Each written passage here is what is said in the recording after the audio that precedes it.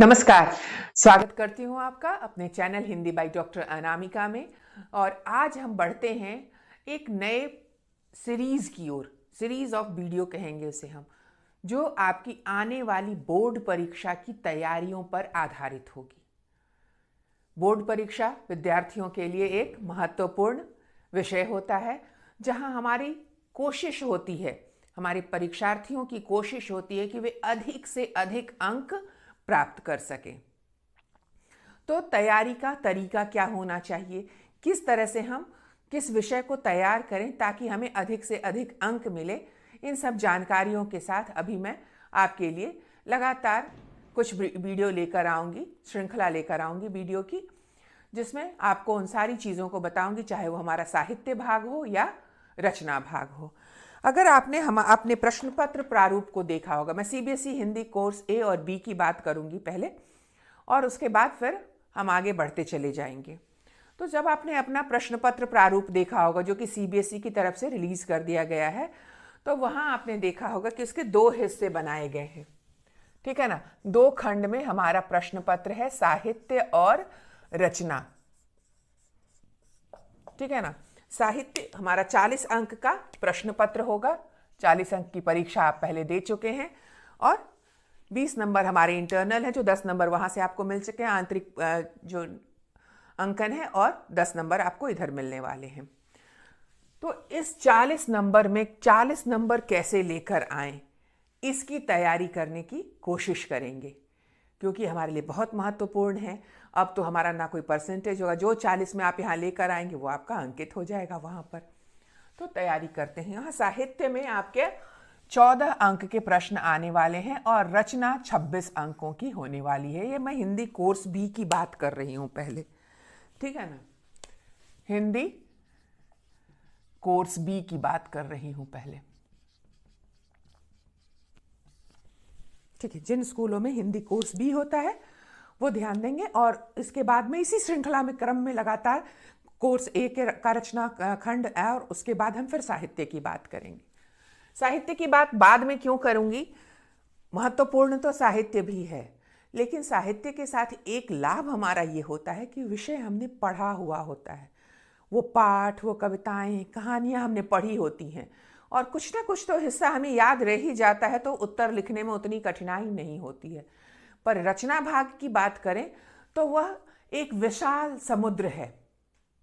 कोई भी विषय अनुच्छेद का विषय हो सकता है, कोई भी विषय विज्ञापन लिखने को आ सकता है, किसी भी विषय पर सूचना लिखी जा सकती है ना। कहानी लिखने के लिए असंख्य विषय हैं। जिस विषय पर हम अनुच्छेद लिख सकते हैं, वही विषय हमारा कहानी का भी हो सकता है। कैसे दोनों में अंतर करेंगे, कौन सी वो तकनीक अपनाएंगे जिससे हमें अधिक से अधिक अंक मिल सकें। तो सबसे पहले मैं हिंदी कोर्स बी के रचना खंड को लेकर बढ़ूंगी, और धीरे धीरे इसी तरह से आगे चलते चले जाएंगे। श्रृंखलाबद्ध तरीके से आपको इस काम को आसान करती चली जाऊंगी। चैनल को सब्सक्राइब जरूर कर लीजिए, बेल बटन को दाहिनी ओर बने सब्सक्राइब बटन को दबाकर चैनल को सब्सक्राइब जरूर कीजिए, ताकि आने वाली श्रृंखला की सूचना आप तक पहुंचती रहे, नोटिफिकेशंस आपको मिलते रहें, और आपके लिए आसान हो विषय को समझने में, अधिक से अधिक अंक प्राप्त करने की बात हो। तो सबसे पहले चर्चा करते हैं इस क्रम में अनुच्छेद लेखन की। ठीक है ना, सबसे पहले चर्चा करती हूं मैं अनुच्छेद लेखन की। इसे मैं यहाँ हटा देती हूँ ताकि हमारे पास सबसे पहले हमारी चर्चा होगी अनुच्छेद लेखन। हिंदी कोर्स बी में इसके लिए 6 अंक निर्धारित किए गए हैं।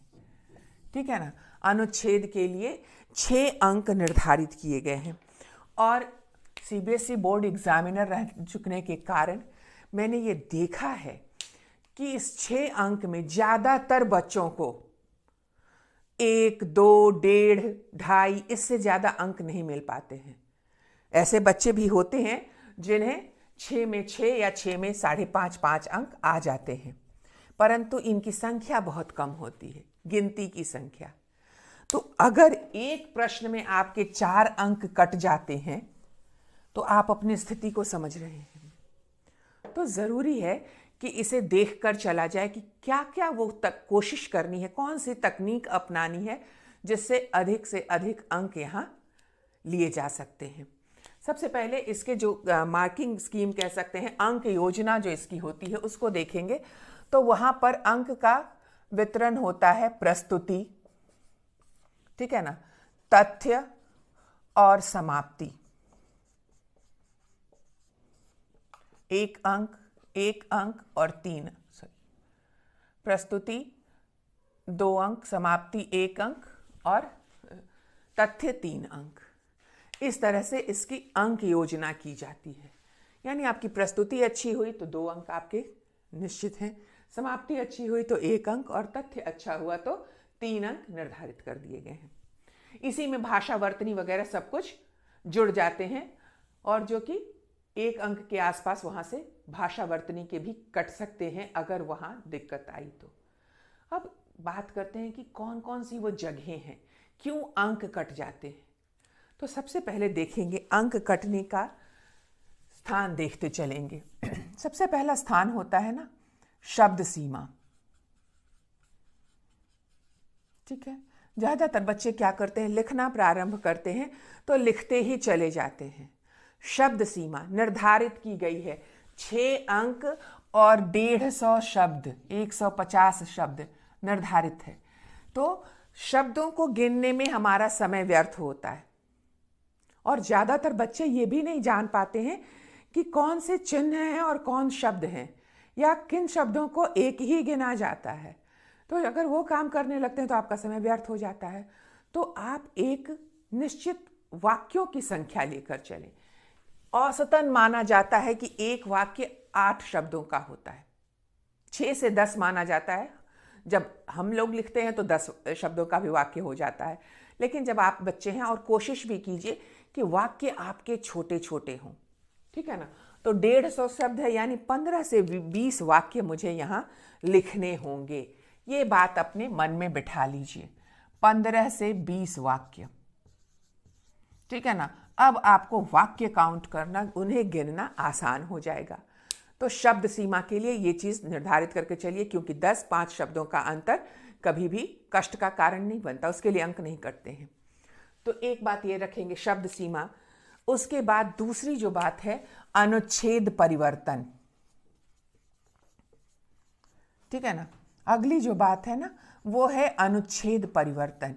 इसके लिए भी आपका अंक कट जाता है, क्योंकि आपको यहां सिर्फ एक अनुच्छेद लिखना है, सिर्फ एक अनुच्छेद लिखना। जैसे अंग्रेजी में आपका प्रश्न पत्र होता है ना, राइट अ पैराग्राफ, तो आप वहां क्या करते हैं, एक पैराग्राफ लिखते हैं। इसी पैराग्राफ की हिंदी है अनुच्छेद और एक, तो आपको वहां एक ही पैराग्राफ लिखना है, एक ही अनुच्छेद लिखना है। जैसे ही आपने अनुच्छेद परिवर्तित कर दिया वो एक से अधिक पैराग्राफ हो गया, एक से अधिक अनुच्छेद हो गया, ठीक है ना। तो यहां भी उसके लिए प्रारूप के लिए अंक आपके कट सकते हैं। ये हम देख रहे हैं कि अंक कटते कहां हैं, है ना, ठीक है। तो ये हम देख रहे हैं शब्द सीमा के लिए, अनुच्छेद परिवर्तन के लिए। फिर एक उचित प्रस्तुति चाहिए। अगर प्रस्तुति सही नहीं हुई तो आपके प्रस्तुति के अंक कट जाएंगे, क्योंकि अंक बटा हुआ है। प्रस्तुति नहीं की, कैसे करनी है प्रस्तुति वो भी मैं आपको बताऊंगी। तो प्रस्तुति चाहिए। फिर हमारा तथ्य अगर कमजोर हुआ तो उसके लिए अंक, या तथ्य जो है वो विषय से अलग चला गया तो वहां पर एग्जामिनर घेर कर असंगत तथ्य लिखकर छोड़ देता है, यानी विषय से अलग तथ्य लिख दिया आपने। अगर तथ्य में पूरी बातें नहीं हुई तो कमजोर तथ्य, वहां पर एक नोटिंग डाल दी जाती है और आपके अंक कट जाते हैं। तो इस बात को ध्यान रखेंगे कि तथ्य भी हमारा सटीक होना चाहिए और एक उचित समाप्ति बहुत जरूरी है, ठीक है ना। उचित समाप्ति बहुत जरूरी है, क्योंकि अगर किसी काम को सही तरीके से समाप्त नहीं किया गया तो वहां पर गलतियां हो सकती हैं। जैसे सड़क पर अगर गाड़ी चला रहे हैं आप, या आप किसी गाड़ी में बैठे चले जा रहे हैं और उस गाड़ी को रुकना है और उसने अचानक बीचों बीच सड़क पर रुक दिया, रुकने का मन हुआ, बीच सड़क पर रुक गए, तो क्या होगा, दुर्घटना हो जाएगी ना। हमारा अनुच्छेद ऐसे ही अगर बीचों बीच जाकर रुक जाए तो दुर्घटना हो जाएगी। और तथ्य के साथ एक और बड़ी चीज कि इसे क्रमबद्ध होना चाहिए। इसका क्रमबद्ध होना बहुत जरूरी है। तथ्य का क्रमबद्ध होना बहुत जरूरी है। ठीक है, अब और क्या क्या चीजें, तो उसके बाद हमारी बात आती है भाषा की। ठीक है ना, भाषा की बात आती है तो भाषा जो है वो सरल होनी चाहिए, सहज होनी चाहिए, और वाक्य जो है वो छोटे छोटे होने चाहिए। वाक्य छोटे होने चाहिए, ये बात बहुत ज़रूरी है, क्योंकि अगर बड़े वाक्य आप लिखते हैं ना, तो चूंकि आप बच्चे हैं, आपका अगर भाषा पे कमांड नहीं है, उस पर आपका नियंत्रण नहीं है, तो आपके वाक्य कहाँ समाप्त हो रहे हैं, विराम चिन्ह कहाँ आने चाहिए, ये सारी अशुद्धियाँ वहाँ पर हो जाती है। और आपका जो एग्जामिनर बैठा उसे तो ये सारी बातें पता है, तो वो उन सब पर निगाह रखेगा।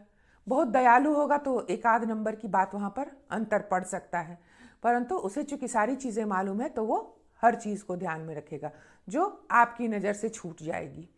तो इन बातों का ध्यान रखेंगे। और तथ्य में एक और चीज़ की क्रमबद्ध होना है, तो संकेत बिंदुओं का क्रमबद्ध होने के लिए ना एकदम श्रृंखला है, संकेत बिंदु दिए होते हैं, उनके ऊपर चलिए, ये आसानी से आपका काम पूरा कर देंगे। तथ्य को क्रमबद्ध होने के लिए संकेत बिंदुओं का सहारा ले लीजिए, बड़े आसान होते हैं। अब देखेंगे, मान लीजिए आपको एक विषय दिया गया, ठीक है ना, विषय दिया गया स्वतंत्रता दिवस। ठीक है, अब अगर स्वतंत्रता दिवस के साथ आपको संकेत बिंदु दिए गए हैं तो अच्छी बात है, नहीं दिए गए हैं तो अपने संकेत बिंदु तैयार कीजिए। अगर आपको अनुच्छेद का विषय देकर यह कहा जाता है कि अनुच्छेद लिखिए, अगर प्रश्न है कि संकेत बिंदुओं के सहारे, तब तो बड़ी अच्छी बात है, संकेत बिंदु दिए गए हैं, आप आराम से वहां पर। लेकिन अगर संकेत बिंदु नहीं दिए गए हैं तो अपना संकेत बिंदु तैयार कीजिए। ठीक है ना, तो हमें दिया गया स्वतंत्रता दिवस, मान लीजिए हमें दिया गया, तो जब हम इसका प्रारंभ करेंगे तो सबसे पहली चीज हमारी होगी प्रस्तुति। ठीक है ना, लिखने में ये चीज सबसे महत्वपूर्ण है। तो सबसे पहली चीज हमारी है प्रस्तुति।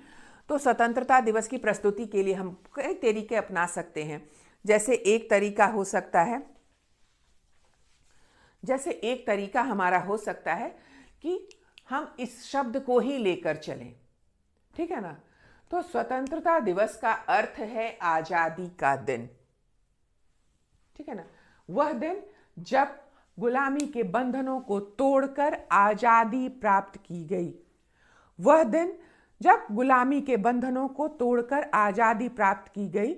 और हमारा स्वतंत्रता दिवस 15 अगस्त 1947 को मनाया जाता है, क्योंकि इसी दिन हमने 200 वर्षों की गुलामी की श्रृंखला को तोड़कर आजादी का ध्वज फहराया था। तो ये हमारी प्रस्तुति हो गई। ठीक है, अब इस प्रस्तुति को, तो इसीलिए अगर वहां पर आपके संकेत बिंदु नहीं दिए गए हैं ना, तो बना लेंगे। अब ये विषय था स्वतंत्रता दिवस। मान लीजिए हमने शुरुआत की, स्वतंत्रता दिवस हमें बहुत प्रिय है, क्योंकि इस दिन हम झंडा फहराते हैं, खुश होते हैं। स्वतंत्रता बड़ी मुश्किल से मिली, लाखों सेनानियों ने इसके लिए संघर्ष किया।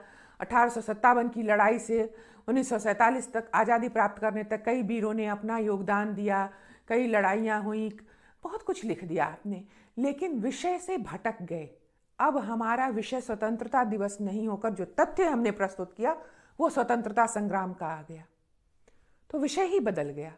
विषय बदल गया, असंगत तथ्य और जीरो हमें प्राप्त हो जाएगा। तो हमेशा ध्यान रखेंगे। तो जैसे स्वतंत्रता दिवस अगर दिया गया है तो शुरुआत होगी, या शुरुआत कर सकते हैं, आज़ादी किसे नहीं प्रिय होती, चाहे वो पशु हो या मनुष्य, कोई गुलामी के बंधनों में बंधना नहीं चाहता। स्वतंत्रता दिवस वह दिन जब किसी ने आज़ादी प्राप्त की हमारे भारतीयों के लिए। हाँ, यह एक दिवस ही है, 15 अगस्त 1947, जब हमने आज़ादी की बेड़ियों को तोड़कर स्वतंत्रता का ध्वज फहराया था। यह दिन हर भारतीय के लिए अत्यंत महत्वपूर्ण दिन होता है, और इस दिन पूरे देश में समारोह का माहौल होता है। और समारोह कैसे होता है, तो समारोह को भी आप सजा कर लिखेंगे। आप पहुंच गए समारोह के माहौल तक, तो हम अगर संकेत बिंदु दिए हुए होंगे तो स्वतंत्रता दिवस का अर्थ अर्थ, देन महत्व, ठीक है ना। तो अर्थ लिख सकते हैं, महत्व लिख सकते हैं, फिर वह दिन कौन सा है वो लिखेंगे, फिर कैसा माहौल होता है, तो उत्सव का माहौल होता है। इस उत्सव के माहौल को भी हम क्या करेंगे, क्रमबद्ध कर देंगे। सबसे पहले देश के स्तर पर, फिर राज्य के स्तर पर, आप विद्यार्थी हैं तो विद्यालय का स्तर और निजी स्तर, ठीक है ना। जब हम अपने निजी स्तर पर, निजी स्तर सबको लिखते हुए तब हम फिर समाप्ति, ये हम पॉइंट बना लेंगे, हम बिंदु बना लेंगे। अगर बिंदु दिए हुए हैं तो बहुत अच्छी बात है कि हम उन्हीं बिंदुओं के अनुसार आगे बढ़ते चले जाएंगे। लेकिन अगर बिंदु नहीं दिए गए हैं तो हम अपना बिंदु बना लेंगे। जैसे ही हम अपना बिंदु बना लेंगे ना तो हम व्यवस्थित हो जाएंगे, हम इधर उधर भटकेंगे नहीं। क्योंकि अगर चीज़ें अव्यवस्थित तरीके से दी गई हों तो वो भयानक हो जाती हैं। जैसे मनुष्य का शरीर ही ले लीजिए ना, है, सबसे ऊपर हमारे सिर के बाल हैं, फिर हमारा ललाट है, आँखें हैं। अब अगर हमने आँख की जगह नाक, नाक की जगह आँख लगा दिया तो क्या हो जाएगा, मनुष्य भयानक दिखने लगेगा। उसी तरह से अगर हमने सबसे पहले लिख दिया कि सबको स्वतंत्रता दिवस, आज़ादी को बचाए रखना चाहिए, फिर हमें याद आया कि अरे राज्य में मुख्यमंत्री झंडा फहराते हैं तो वो लिख दिया, फिर अचानक से याद आ गया कि उस दिन खुशी का माहौल होता है तो वो लिख दिया। तो हमने क्या किया, चीज़ें तो लिखी, तथ्य तो लिखा, लेकिन वह व्यवस्थित नहीं है। तो उदाहरण के तौर पर देखिए, मैं स्वतंत्रता दिवस विषय पर आपको पूरा अनुच्छेद कैसे लिखें हम वो दिखाते हैं, ठीक है ना।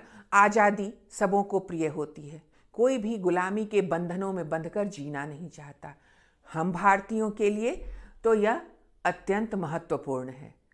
15 अगस्त 1947 जब भारत ने 200 वर्षों से अधिक की गुलामी की बेड़ियों को तोड़कर आज़ादी का झंडा फहराया था, ध्वज फहराया था, ठीक है ना। यह दिन हमारे लिए अत्यंत खुशी का दिन होता है और पूरे देश में समारोह उत्सव का माहौल होता है। हम एकदम क्रमबद्ध बढ़ते चले आ रहे हैं, ठीक है। अब हम आगे बढ़ेंगे। इस दिन हमारे देश की लाल किले की प्राचीर पर भारत के प्रधानमंत्री द्वारा ध्वजारोहण किया जाता है और कई प्रकार के कार्यक्रम आयोजित किए जाते हैं। राज्यों में मुख्यमंत्रियों के द्वारा ध्वजारोहण कर अनेक कार्यक्रमों को प्रस्तुत किया जाता है। इसके साथ ही साथ विद्यालयों में भी खुशी का माहौल होता है। विद्यालय के प्राचार्य द्वारा ध्वजारोहण किया जाता है, बच्चे कई कार्यक्रमों को लेकर आते हैं। निजी स्तर पर भी लोग इस दिन को बड़े खुशी से मनाते हैं। हर घर, लगभग हर घर के ऊपर राष्ट्रीय ध्वज होता है, मिठाइयाँ खाते हैं और लोगों में खुशी का माहौल देखा जाता है। हमारी ये आज़ादी की बात करें तो हमें हमारे पूर्वजों ने इसे विरासत के रूप में हमारे हाथों में सौंपा है। उनकी इस विरासत का सम्मान करते हुए अपनी आज़ादी को बनाए रखने के लिए हम भारतीयों को ये संकल्प लेना चाहिए कि यह दिन हमेशा हमारे जीवन में बना रहे। हम एकता के सूत्र में बंधकर इसकी रक्षा का संकल्प लें। अब क्या हुआ, पूरा एक अनुच्छेद जो है ना वो क्रमबद्ध रूप में आपके सामने उपस्थित हो गया, ठीक है। तो इस तरह से अगर आप अनुच्छेद लिखेंगे तो कोई भी व्यक्ति आपके अंक नहीं काट सकता, ठीक है। और वहां आपको 5 में 5, 6 में 6, जितने अंकों का है वो मिलना तय हो जाता है। और थोड़ा सा भाषा और वर्तनी की शुद्धता का ध्यान रख लेंगे तो अगर आपने इस तरह से अनुच्छेद लिखा तो कोई भी आपके अंक काट नहीं सकता, तय है कि आपको पूरे अंक मिल जाएंगे। तो ये बहुत ही महत्वपूर्ण चीज़ है। मान लो हम एक और उदाहरण लेते हैं, ठीक है। लोकतंत्र और चुनाव, अगर हमारा विषय है लोकतंत्र और चुनाव, ठीक है, विषय हमें मिल गया और हमें संकेत बिंदु दिए गए हैं। एक और उदाहरण आपको देती हूँ, लोकतंत्र और चुनाव, संकेत बिंदु दिए गए हैं। लोकतंत्र का अर्थ, कहीं पर ना आपको यही चीज प्रस्तुति लिखी होगी, प्रस्तुति का भी यही तात्पर्य है, यहां जहां शुरुआत की यह प्रस्तुति हो गई। तो लोकतंत्र का अर्थ, ठीक है। फिर हमारा अगला हो जाएगा चुनाव का महत्व,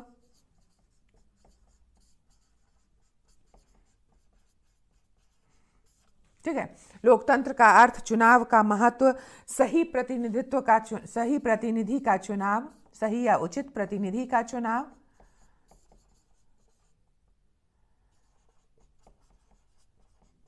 लोकतंत्र की रक्षा। और अगला पॉइंट मान लो हमारा दिया गया है समाप्ति, निष्कर्ष, उपसंहार। मैंने तीनों इसलिए लिखा, तीनों एक जगह पे लिखे नहीं होंगे, मैंने इसलिए लिखा है ताकि आप जाने कि इन तीनों का मतलब एक ही होता है। हमें यहां अनुच्छेद को समाप्त कर देना है। ठीक है, तो ये हमारा विषय हो गया लोकतंत्र और चुनाव। हमारे पास संकेत बिंदु दिए गए हैं। संकेत बिंदु अगर दिए गए हो ना तो हमारे लिए बहुत आसान, ये हमारी सीढ़ी है, इसी पे हमें चलना है। यहाँ ये विषय है, पहली सीढ़ी, दूसरी, तीसरी, चौथी, और यहाँ आकर हमें रुक जाना है, इसी क्रम में आगे बढ़ते चले जाना है। तो सबसे पहले हम लोकतंत्र के अर्थ को लेंगे। लोकतंत्र का अर्थ क्या होता है, तो कई प्रकार से लिख सकते हैं। पहले इस शब्द को ही हम अलग कर सकते हैं। लोकतंत्र एक सामासिक पद है जहाँ लोक का अर्थ होता है लोग, जनता, तंत्र, शासन, यानी जनता का शासन। लोकतंत्र का अर्थ है जनता का शासन। भारत एक लोकतांत्रिक देश है और यहाँ के लोग अपने प्रतिनिधियों का चुनाव करके शासन को चलाए जाते हैं। लोकतंत्र वह शासन जहाँ जनता अपने प्रतिनिधि चुनकर शासन चलाती है। तो चुनाव का महत्व, अब इस लोकतंत्र में चुनाव का महत्व बहुत ज़्यादा है। क्यों? क्योंकि इसके माध्यम से ही हम सही प्रतिनिधियों का चुनाव करते हैं। और ये जो चुनाव की प्रक्रिया है, तो एक चुनाव के बाद दूसरे चुनाव में हम अपने प्रतिनिधियों के काम का आकलन करके, उनके कार्यों का, उनकी उपलब्धियों का आकलन करते हुए अपने प्रतिनिधि बदल सकते हैं या फिर उसी प्रतिनिधि को बरकरार रख सकते हैं अगर उसने अच्छा काम किया। तो चुनाव का क्या महत्व तो ये हो गया, सही प्रतिनिधि का चुनाव। भारत में लोकतंत्र के लिए ज़रूरी है कि हम सही प्रतिनिधि का चुनाव करें जो लोक हित में कार्य कर सके। वर्तमान में यह देखा गया है कि लोग धर्म, जाति, क्षेत्र आदि के नाम पर प्रतिनिधियों का चुनाव करते हैं। ऐसे प्रतिनिधियों का चुनाव लोकतंत्र की हत्या है। इसे बचाने के लिए ये ज़रूरी है कि हम इन सारी भावनाओं से ऊपर उठकर उन प्रतिनिधियों का चुनाव करें जो वास्तविक अर्थों में शासन की बागडोर को सही तरीके से चला सकें। उदाहरण भी आप दे सकते हैं अपनी पसंद के, लेकिन इस बात को ध्यान में रखिएगा कि आप सीधे सीधे पॉलिटिकल उदाहरण जो है ना, राजनीतिक उदाहरण नाम के साथ मत दीजिएगा। समझ में आ रही बात? क्योंकि ऐसी स्थिति हो सकती है कि जो एग्जामिनर है वो कहीं ऐसा ना हो बायस्ड हो जाए। तो किसी का नाम नहीं, लेकिन हाँ हम परोक्ष रूप में उदाहरण यहाँ पर दे सकते हैं कि नहीं तो फिर अगर लगातार ही एक ही प्रतिनिधि बना रहा तो राजतंत्र और लोकतंत्र में क्या अंतर रह जाएगा। राजा का पुत्र राजा हो जाए और एक राजनेता का वंश जो है वो आगे हमारे ऊपर शासन करे, फर्क क्या रह जाएगा लोकतंत्र और राजतंत्र में। इसलिए ज़रूरी है कि सही प्रतिनिधि हर प्रकार के भेदभाव की भावना से हटकर, अपने पराये की बात छोड़कर उचित और सही प्रतिनिधि का चुनाव करना ही लोकतंत्र की रक्षा है। यह शासन की एक बड़ी ही सुंदर प्रक्रिया है और इस प्रक्रिया को बनाए रखने के लिए हम हर प्रकार की भावना से हटकर प्रतिनिधियों का चुनाव करें, इसकी रक्षा करें और इसके गुणों का सदुपयोग करें, अपने लाभ में, अपने हित में काम करें। तो ये एक तरीका हो गया लोकतंत्र और चुनाव पे। कभी कभी आपकी लोकोक्तियाँ हो सकती हैं आपके लिए अनुच्छेद का विषय, जैसे मधुर वचन है औषधि, ठीक है, या संगति का प्रभाव है। तो वहाँ पर भी कि जो हम कह सकते हैं कि उचित संगति जो है ना वो हमारे काम आती है। ये हम कह सकते हैं कि जैसी संगति वैसे गुण, या जैसी संगत बैठिए तैसो ही गुण दीन। तो सत्संगति हो या जैसी संगत बैठिए तैसो ही गुण दीन, या सत्संगति का महत्व, संगति का महत्व, कोई भी विषय हो जाए उसका जो तथ्य हमारा होगा वो एक ही होगा। तो वहाँ भी हम अपने बना लेंगे बिंदु कि है क्या ये लोकोक्ति, इसका अर्थ क्या है, फिर संगति क्या है, संगति से लाभ क्या है, हानि क्या है, अच्छी संगति क्या लाभ देती है, बुरी संगति कैसे लाभ देती है, किस तरह से हमें इसका चुनाव करना चाहिए, निर्णय लेना चाहिए, और वहाँ पर आकर हम समाप्त हो जाएंगे। तो शुरुआत करने के लिए हम रहीम के दोहे को इस्तेमाल कर सकते हैं। कदली सीप भुजंग मुख। यहाँ आप दोहे लोकोक्तियाँ अपने अनुच्छेद में इस्तेमाल कर सकते हैं, परंतु उन्हें भी इस्तेमाल कीजिए तो भी अनुच्छेद का परिवर्तन नहीं होना चाहिए। जैसे जैसी संगत बैठिए तैसो ही गुण दीन, अगर हमारा विषय है तो मैं अगर शुरुआत करने जाऊंगी तो मैं शुरुआत करूंगी, इसे मैं मिटा देती हूँ ताकि यहाँ आपको लिख कर दिखा सकूं कि किस तरह से शुरुआत की जा सकती है, जहां हम बिना अनुच्छेद परिवर्तन किए लिख सकते हैं। ठीक है ना। कदली सीप भुजंग मुख,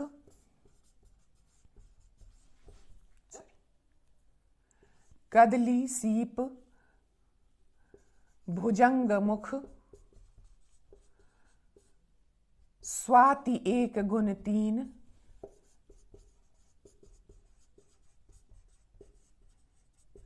जैसी संगत बैठिए। आपकी कॉपी बड़ी होगी तो इतने लाइन वो एक दो लाइनों में ही आ जाएगी। जैसी संगत बैठिए तैसो ही गुण दीन।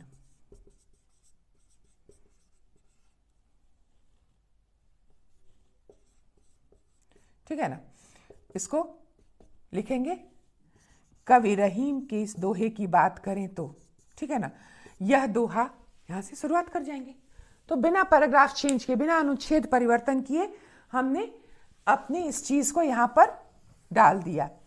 तो ये बात ध्यान में रखेंगे, अनुच्छेद का परिवर्तन नहीं होना चाहिए। और फिर इस दोहे को लेते हुए हम आगे बढ़ जाएंगे, संगति के महत्व को, जीवन पर उसका प्रभाव, अच्छी संगति का प्रभाव, बुरी संगति का प्रभाव, और कैसे हमें अच्छी संगति का चुनाव करना चाहिए। ये सारी बातें हमारे अनुच्छेद का तथ्य हो जाएंगी, उसका हिस्सा हो जाएंगी। तो ये हो गया। मान लीजिए मनुष्यता, मानवता या परिश्रम का महत्व, या आ गया आपका नर हो न निराश करो मन को। ठीक है ना। ये भी अनुच्छेद का विषय होता है, जो कि बहुत ज्यादा आने वाला विषय है। नर हो न निराश करो मन को।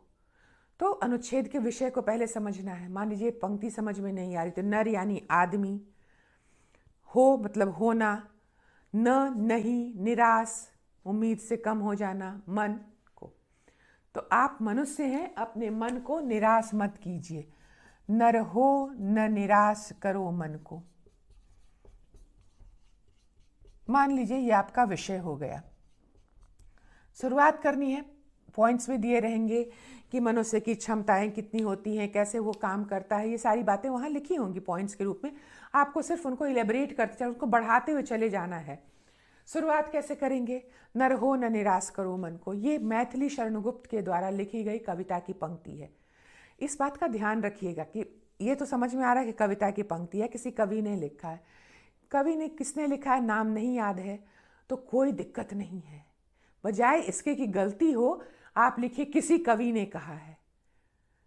कोई जरूरी नहीं है वहां सही नाम होना ही होना चाहिए, गलत नाम मत दीजिए। और किसी कवि ने कहा है, किसी ने सच ही कहा है, तो वहां आप पूरी तरह से सही रहेंगे। गलत नाम तकलीफ का कारण बन सकता है, लेकिन नाम नहीं लीजिए, किसी कवि ने कहा है, किसी ने कहा है, आप पूरी तरह से सही होंगे। तो ये मैथिली शरणगुप्त की कविता की पंक्ति है। नर हो न निराश करो मन को।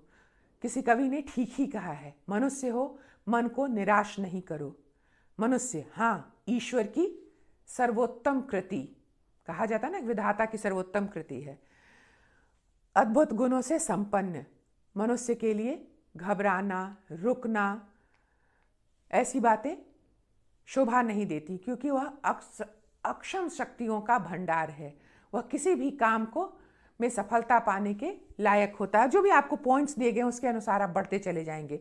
और फिर आप वहाँ पर कोट कर सकते हैं दिनकर की कुछ पंक्तियों को। मैंने फिर कहा मैं दिनकर बोल रही हूँ क्योंकि मुझे पता है आप किसी कवि, किसी लेखक, किसी साहित्यकार, किसी ने ठीक कहा है, ऐसे शब्दों का प्रयोग करेंगे, ऐसे वाक्यों का। तो खम ठोक ठेलता है जब नर पर्वत के जाते पाँव उखड़। ठीक है ना। तो इस तरह की चीज़ें आप वहाँ लिख सकते हैं। इससे आपके अनुच्छेद का महत्व बढ़ जाता है। जैसे मधुर वचन है औषधि अगर है, ठीक है, तो मधुर वचन है औषधि के लिए हम कबीर के दोहे को कोट कर सकते हैं, ऐसी वाणी बोलिए मन का आपा खोए। तो ये चीज़ें हमारे अनुच्छेद के महत्व को और बढ़ा देती हैं। तो ये सब तरीके हैं जहां आप अनुच्छेद लिखकर अधिक से अधिक अंक प्राप्त कर सकते हैं। खास करके ध्यान किन किन बातों का हमें देना है वहां पर, कि हमारी प्रस्तुति जो है वो बहुत अच्छी हो, तथ्य क्रमबद्ध हो और विषय से संबंधित हो। तथ्य क्रमबद्ध और विषय से संबंधित होना चाहिए, है ना। विषय से जैसे ही तथ्य हटेगा हमारा पूरा अनुच्छेद ही बदल जाएगा, तो हमें वहां पर कोई अंक नहीं मिलेंगे। और एक उचित समाप्ति देते हुए उसे खत्म करना है। शब्द सीमा का ख्याल रखना है कि कितनी शब्द सीमा गई है। हमेशा शब्द सीमा का वाक्यों में आकलन कर लीजिए और उसी प्रकार से उसको लिखिए। अनुच्छेद परिवर्तन गलती से भी नहीं करेंगे, क्योंकि आपको वहां एक अनुच्छेद लिखना होता है, तो अनुच्छेद एक ही लिखेंगे। इन छोटी छोटी बातों का ध्यान रखेंगे तो अनुच्छेद में आपको अच्छे अंक मिलने तय हैं, पूरे अंक मिलने तय हैं। अच्छे अंक की बात नहीं करेंगे, पूरे अंक मिलने तय हैं। ठीक है, तो आगे बढ़ते हैं। हम कुछ उदाहरणों के माध्यम से इस अनुच्छेद लेखन को और बेहतर तरीके से समझ लेंगे। तो पहला उदाहरण मैं यहां पर आपके लिए लेकर आई हूं, समय का सदुपयोग। विषय है हमारा समय का सदुपयोग।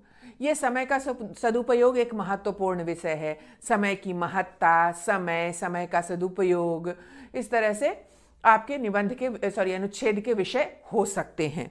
ठीक है, तो सबसे पहले यहां देखेंगे, मैंने आपको जो डिवीजन दिखाया था, जो अंक योजना दिखाई थी कि किस तरह से हमारी अंक योजना होती है। तो अंक योजना में पहला होता है प्रस्तुति। एक बार फिर से मैं यहां लिख रही हूं, ठीक है ना, जिसके लिए हमारे पास 2 अंक होते हैं। तथ्य जिसके लिए 3 अंक होते हैं, और समाप्ति जिसके लिए हमारे पास 1 अंक निर्धारित होता है। इसी में भाषा वर्तनी हमारी निहित होती है। निहित होना यानी समाहित होना, उसी में मिला होना।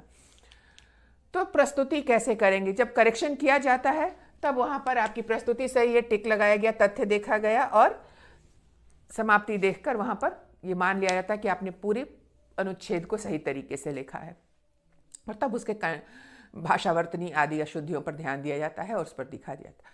तो शुरुआत करते हैं। सबसे पहला विषय जो है हमारा समय का सदुपयोग। तो 3 हिस्से मैंने आपको बताए थे। यहां ये हमारा हिस्सा जो है वो प्रस्तुति है, ठीक है। फिर यहां हमारा तथ्य है और ये हमारी समाप्ति है, ठीक है ना। अब आप कहेंगे कि मैंने यहां पर हेडिंग्स डाल रखी हैं, शीर्षक डाल रखा है। शीर्षक डालने की जरूरत नहीं है, कैसे वो आपको मैं आगे दिखाती हूं। तो सबसे पहले ये एक प्रस्तुति मैंने की है। प्रस्तुति कई प्रकार से की जा सकती है, कई प्रकार से की जाती है, कई प्रकार से समाप्ति की जाती है। जो यहाँ मैंने लिख दिया वो परम सत्य नहीं, पत्थर की लकीर नहीं, हम उसे बदल सकते हैं। अगर आपके दिमाग में कुछ अच्छा आता है, आपके पास कोई दोहा आ जाता है या कुछ ऐसी चीज आपको मिल जाती है, तो आप उसका प्रयोग कर सकते हैं। तरीका कैसे होगा बस वो देखेंगे। मैंने यहाँ प्रस्तुति की है। समय निरंतर चलता एक चक्र है जो न तो किसी की प्रतीक्षा करता है न ही वापस लौटता है। इस समय के साथ चलना ही जीवन है। ये मेरी प्रस्तुति हो गई। फिर मैंने इस प्रस्तुति को अपने तथ्य से जोड़ा कि हर सफल व्यक्ति की सफलता का मूल मंत्र समय का सदुपयोग होता है। विद्यार्थी जीवन में तो इसकी अहम भूमिका होती है। जो समय के मूल्य को, आप यहां लिख सकते हैं, जो विद्यार्थी भी आप लिख सकते हैं, जो समय के मूल्य को नहीं समझता उसका जीवन के किसी भी क्षेत्र में सफलता प्राप्त करना असंभव है। ये सब क्या है? इसके तथ्य हैं। यानी कैसे समय जो है वह निरंतर चलने वाला चक्र है। सदुपयोग करने वाला व्यक्ति सफल, जो सदुपयोग नहीं करता, जिसने उसको बर्बाद किया, दुरुपयोग किया, वो कैसे असफल हो जाता है। ये सारी चीजें हमारे तथ्य का हिस्सा होंगी, ठीक है ना। कहा जाता है जो समय बर्बाद करता है समय उसे बर्बाद कर देता है। ऐसे महत्वपूर्ण विचार, कोट जो हैं वो आपके सूक्तियां आपके अनुच्छेद को महत्ता दे देती हैं, उसका बल बढ़ा देती हैं, ठीक है ना। तो हमें लिख सकते हैं समय उसे बर्बाद कर देता है। समय सबको मौका देता है। जो इस मौके को पहचान लेता है, उसका लाभ उठाता है, वह आगे बढ़ जाता है, और जो मौका चूक जाता है पीछे रह जाता है। महापुरुषों ने भी समय का सदुपयोग किया और अपने जीवन में सफल रहे। यानी हमने क्या किया? महापुरुषों का उदाहरण देकर अपने तथ्य को मजबूत किया। और 1-2 नाम भी लिख सकते हैं कि महात्मा गांधी, स्वामी विवेकानंद जैसे महापुरुषों का जीवन इसका प्रत्यक्ष प्रमाण है कि इनका जीवन हमें बताता है कि किस तरह से समय को महत्ता देकर उसका सदुपयोग करके इन्होंने अपने जीवन को सफल बनाया, अपने कार्यों को सिद्ध किया और कार्य सिद्ध किए तो जीवन सफल हो गया। तो ये हमारा तथ्य है। यानी इस विषय से संबंधित जो मुख्य बातें हमें लिखनी थी वो हमने यहां लिखी हैं। और तब हम अब अगर हम यहां लिख देता ना प्रत्यक्ष प्रमाण है, तो ऐसा लगता है कि हमने इसे अधूरा छोड़ दिया। इसे एक उचित समाप्ति, सही दिशा में ले जाकर समाप्त करना भी जरूरी है। इसलिए मैंने लिखा है, अतः समय की महत्ता समझते हुए इसका सदुपयोग करना चाहिए। ठीक है। संत कबीर का दोहा, काल करे सो आज करे सो अब, पल में परलय होएगा बहुरी करोगे कब, समय की महत्ता को पूरी तरह सिद्ध करता है। तो ये हमारा एक पूर्ण अनुच्छेद हो गया। इतना अगर आपने लिखा इस तरीके से, व्यवस्थित तरीके से, तो यह आपका एक पूर्ण अनुच्छेद है और यहां कोई त्रुटि नहीं निकाली जा सकती। अब इसके प्रारंभ और अंत का तरीका अलग हो सकता है। आप एक काम कर सकते हैं कि दोहे से ही प्रारंभ कर दें, काल करे सो आज करे सो अब, समय की महत्ता सिद्ध करने वाला संत कबीर का यह महत्वपूर्ण दोहा समय चक्र की सुंदर व्याख्या करता है। ये भी एक तरीका हो सकता है हमारा प्रस्तुति का। तो वो चीजें हम बदल सकते हैं अगर हमारे पास अच्छा कुछ उपलब्ध है तो। ये तो हो गया। अब यहां पर जो मैंने ये प्रस्तुति शब्द लिखा था ये मैंने मिटा दिया, तथ्य मिटा दिया, क्योंकि इन्हें लिखने की जरूरत नहीं है। ये हमारी बातों से जाहिर होने चाहिए। और आपको यहां दिख रहा होगा अनुच्छेद परिवर्तन, ये सिर्फ आपको दिखाने के लिए है, समझाने के लिए है। इसे मैंने अलग किया है। जब हम अनुच्छेद लिखेंगे वास्तविक तौर पे, तब चलना ही जीवन है, यहीं पर ये हर शुरू हो जाएगा, यहीं से हर सफल व्यक्ति। ठीक है ना। और इसका प्रत्यक्ष प्रमाण है अतः, यहीं पर आ जाएगा ये। यानी अनुच्छेद का परिवर्तन नहीं होना चाहिए, हमें सिर्फ एक अनुच्छेद लिखना है। ये सिर्फ आपको प्रस्तुति, तथ्य और समाप्ति को अलग दिखाने के लिए काम किया गया था, मैंने किया था। जब आप सही वास्तविकता में अनुच्छेद लिखेंगे तो ये चलना ही जीवन है, वहीं से पूर्ण विराम के बाद हर सफल व्यक्ति, वाक्य का वहीं से प्रारंभ हो जाएगा।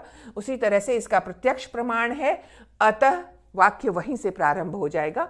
और ये पूरा अनुच्छेद एक, ये जो पूरी लिखी गई बातें हैं वो एक अनुच्छेद में बंधकर हमारे सामने प्रस्तुत हो जाएंगी। तो ये एक विषय है। आगे मैं एक और दो विषय लेकर आपके लिए आती हूं ताकि आप और अच्छे से इसे समझ पाएं। तो बढ़ते हैं दूसरे विषय की ओर, बढ़ते हैं दूसरे उदाहरण की ओर। और दूसरा उदाहरण है हमारा प्रदूषण। ये अनुच्छेद के लिए मैंने दूसरा विषय लिया है। ठीक है ना। ये अनुच्छेद लेखन का दूसरा विषय हो गया हमारा। ये भी एक बहुत महत्वपूर्ण विषय है और अक्सर इससे संबंधित जुड़े हुए इससे प्रश्न होते हैं, जैसे प्रदूषण की समस्या, प्रदूषण, या फिर प्रदूषण और मानव जीवन। तो इस तरह से आपके अनुच्छेद के अलग अलग विषय हो सकते हैं, पर इन सारे विषयों के लिए ये हमारे पास एक उचित अनुच्छेद लिखा गया है। ये पूरा अनुच्छेद इन तीनों चारों विषयों के लिए पूरी तरह से उचित है। अब यहाँ भी मैंने आपको दिखाने के लिए तीन अलग अलग हिस्से लिखकर दिखाए हैं, परंतु इन तीन हिस्सों से दिग्भ्रमित नहीं होना है ना, भरमाना नहीं है कि आपने तो तीन हिस्से लिखे, हमसे कहते हैं कि एक ही अनुच्छेद में लिखना चाहिए। फिर वही बात होगी कि ये सारे हिस्से कैसे जुड़ जाएंगे, हम फिर दिखाएंगे आपको। प्रदूषण, मैंने कहा ये मेरा तरीका है। आपके पास अगर अलग इससे संबंधित कुछ तथ्य हैं या फिर कुछ कोटेशन है या फिर कुछ सूक्तियां हैं तो आप उसका इस्तेमाल कर सकते हैं। इसे बदला जा सकता है, परंतु चीजें और तथ्य विषय से संबंधित होने चाहिए, ये जरूरी है। यही लिख देना ये जरूरी नहीं है, लेकिन जो भी लिखना है वो विषय से संबंधित होना चाहिए। इस बात का पूरा ध्यान रखा जाना चाहिए। तो फिर मैंने यहाँ लिखा, जैसे प्रदूषण है तो मैंने सबसे पहले, चूंकि हमें प्रस्तुति देनी होती है, तो मैंने लिखा ये हमारे आज के समय की सबसे बड़ी समस्या एक हो गई है। तो मैंने वहीं से प्रस्तुति को प्रारंभ कर दिया है कि आधुनिक युग में विश्व की ज्वलंत वैश्विक समस्याओं में प्रदूषण सबसे बड़ा अभिशाप है। इसके विभिन्न प्रकार, फिर हम तीनों प्रदूषण के प्रकार, जल प्रदूषण, वायु प्रदूषण एवं ध्वनि प्रदूषण, जो मुख्य प्रकार हैं, से संपूर्ण विश्व प्रभावित हो रहा है, जिसका सूत्रधार मानव ही है। यानी सब कुछ क्या है, मैन मेड, मनुष्य क्या ही किया धरा है। तो इसलिए हमने ये बात यहाँ पर लिखी। ये हमारी प्रस्तुति हो गई कि एक बड़ी समस्या है और इसके क्या क्या प्रकार हैं और ये किसके द्वारा उत्पन्न की गई समस्या है, ये हमने प्रस्तुति में लिख दिया। शुरुआत की हमने यहाँ से, भूमिका बनाई अपनी बात कहने के लिए। अब आगे जो हम इसे कहेंगे तथ्य, इससे संबंधित और सारी बातें कि कल कारखानों से निकलने वाला औद्योगिक कचरा एवं मानव अपशिष्ट, यानी जो मनुष्य के जो बेकार पदार्थ होते हैं, जल प्रदूषण का मुख्य कारण है। इस कारण नदियों का जल पीने एवं सिंचाई योग्य नहीं रहता। इसके साथ ही जलचरों का जीवन संकट में पड़ जाता है। हम लोग कई बार पढ़ते हैं ना कि इतनी मछलियां मर गई, इतने पक्षी मरे हुए दिखाई दिए, तो जलचरों का जीवन संकट में पड़ जाता है।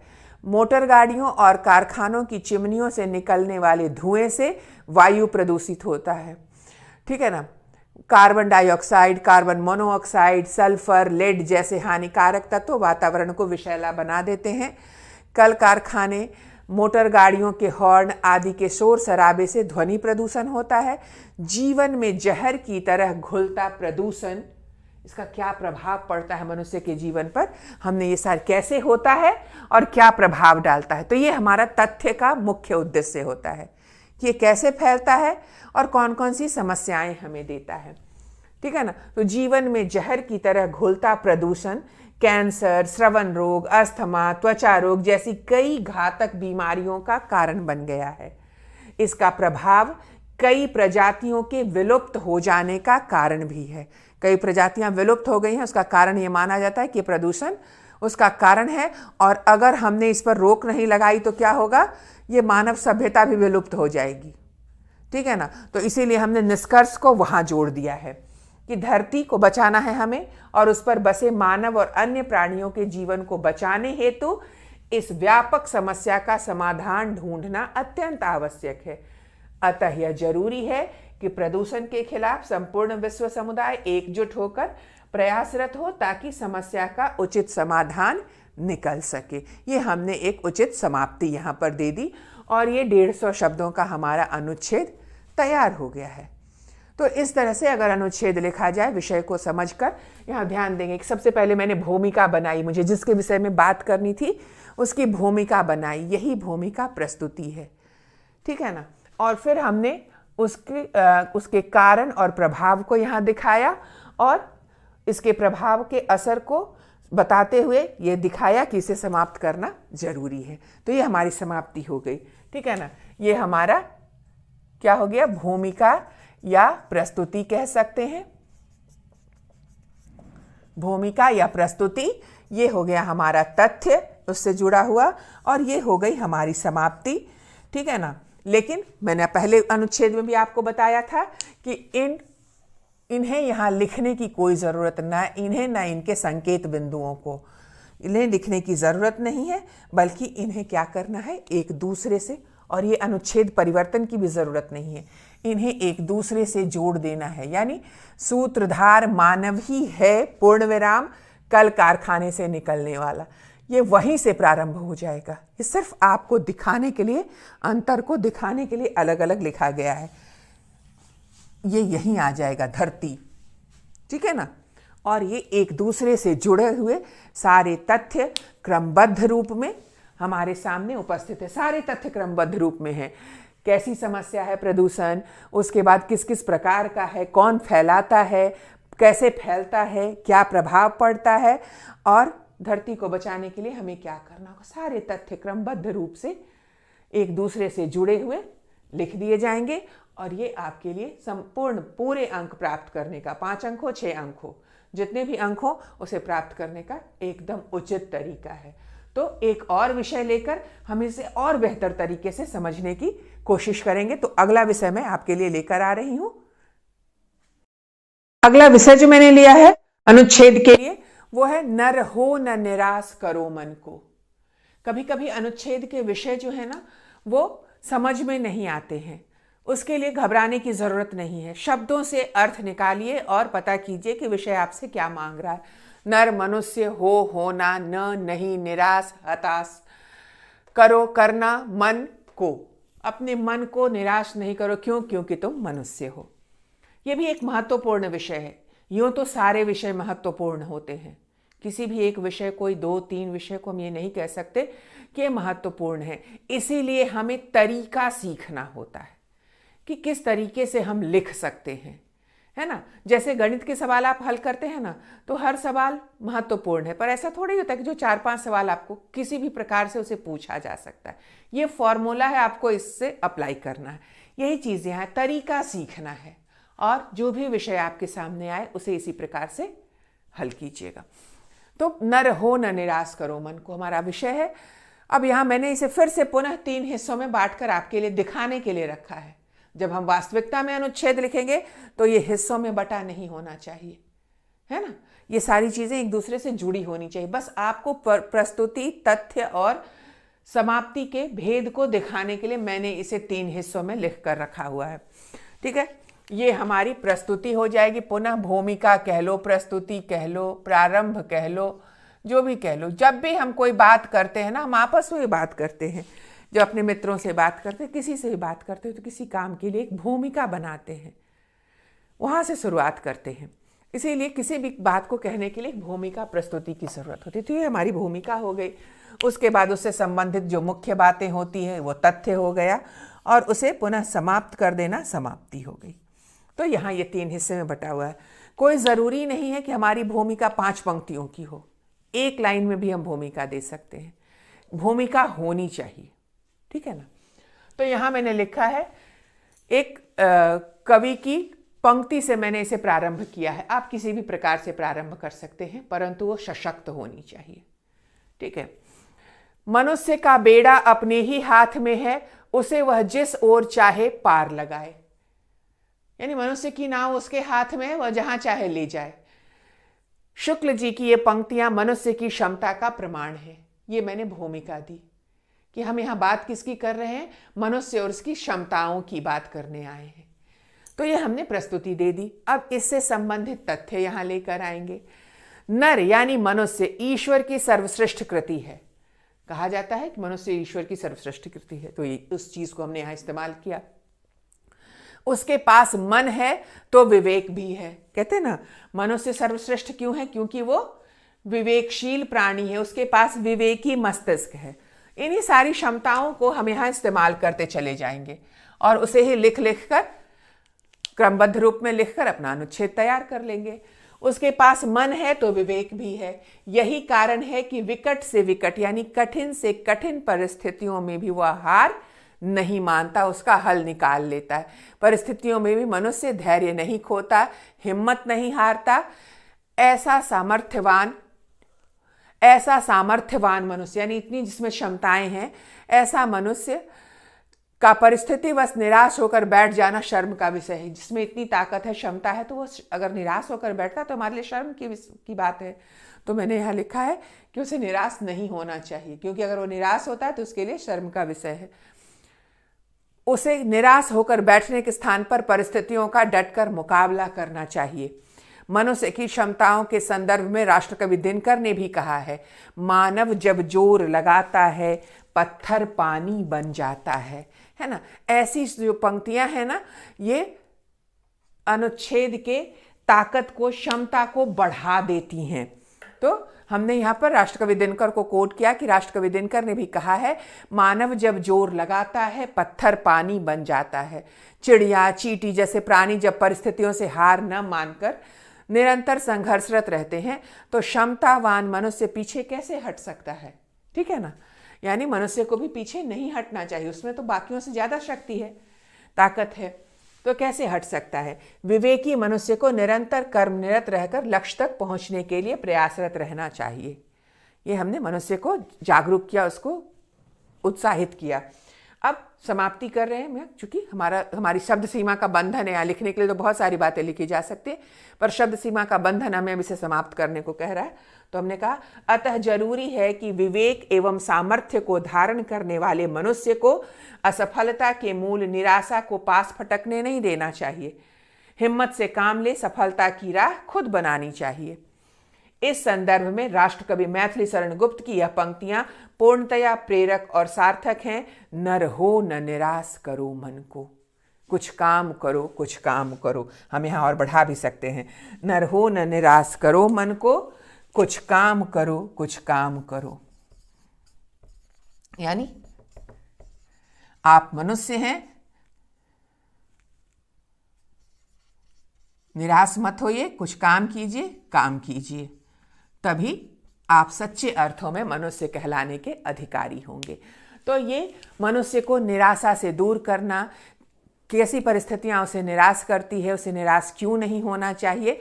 सबसे पहले हमने मनुष्य की क्षमता का प्रमाण दिया, फिर बताया कि वह सर्वश्रेष्ठ कृति है, उसके पास क्या क्या क्षमताएं हैं, इसलिए उसे निराश नहीं होना चाहिए।